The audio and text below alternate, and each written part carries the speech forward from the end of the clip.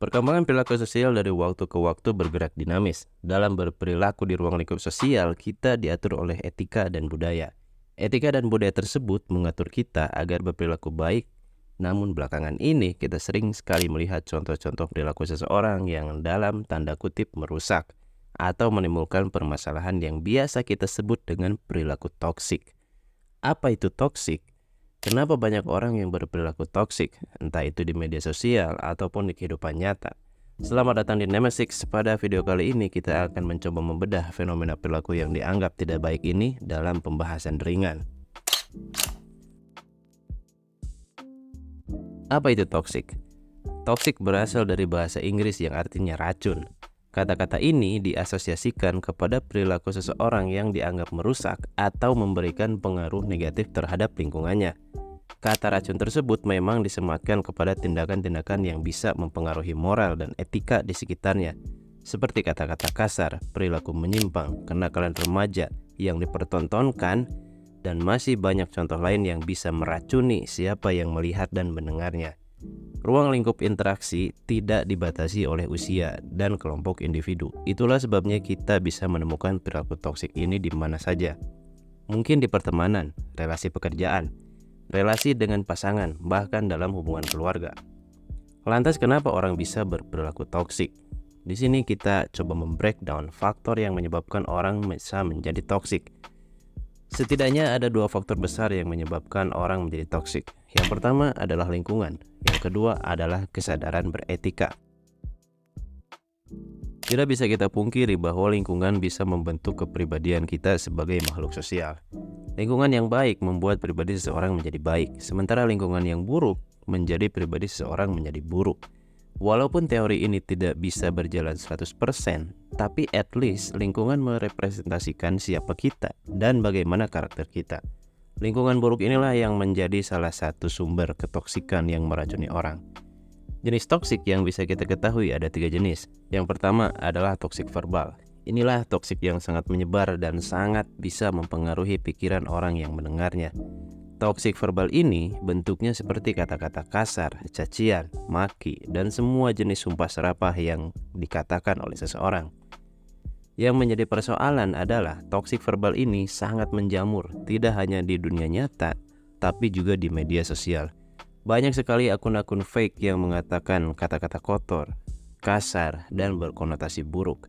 Polemik toksik di medsos ini sangat masif karena orang yang berkata toksik di medsos tidak muncul secara nyata. Dia bisa menyembunyikan dirinya di balik akun palsu itu seperti seorang pengecut. Yang menjadi masalah adalah ketika banyak tokoh atau publik figur yang ditiru banyak orang dan berkata toksik. Pada psikologi terdapat istilah velikor.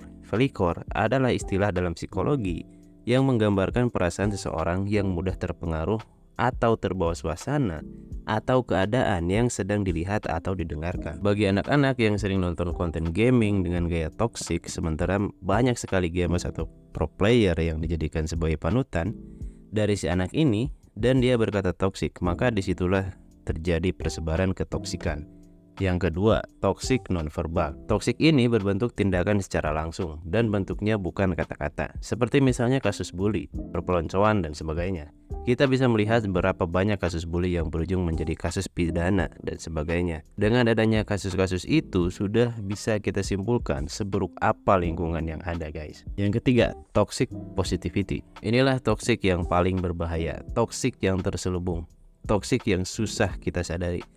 Para pelaku toksik ini tidak akan terang-terangan menyebarkan racunnya itu pada orang lain. Pelaku toksik jenis ini menggunakan kata-kata manisnya untuk mempengaruhi orang lain di sekitarnya untuk melakukan hal-hal buruk. Contoh paling sederhana adalah misalnya ajakan teman atau sahabat kita yang mengajak bolos sekolah atau melakukan aktivitas salah yang lain dengan dalih solidaritas. Tanpa kita sadari, kita sudah terjerumus ke dalam perilaku toksik secara halus. Salah satu cara halus dari toksik ini adalah si pelaku mencoba untuk mendistract si korban sehingga dia tidak fokus dengan kewajiban yang harusnya dia lakukan. Ketika si korban sudah terpengaruh, disitulah dia bisa dikendalikan oleh si pelaku. Yang kedua, kesadaran beretika. Kesadaran diri sendirilah yang bisa mengontrol apa yang kita lakukan, apa yang kita katakan kepada orang lain. Bagi orang dewasa yang mengetahui kata-kata toksik bukan berarti harus mengatakan hal-hal toksik itu kepada orang lain.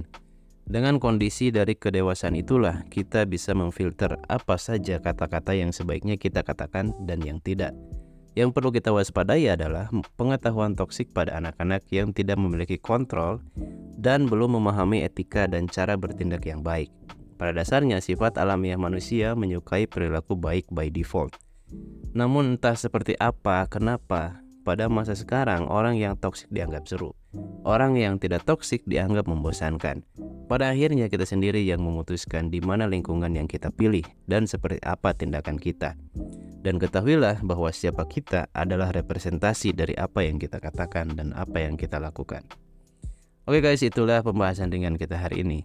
Kalau kalian menemukan hal bermanfaat dan kebaikan, share konten ini ke teman-teman kalian. Dan jangan lupa untuk like, comment, dan subscribe agar saya bisa lebih bersemangat lagi untuk membuat konten-konten menarik lainnya. And we'll see you in the next one.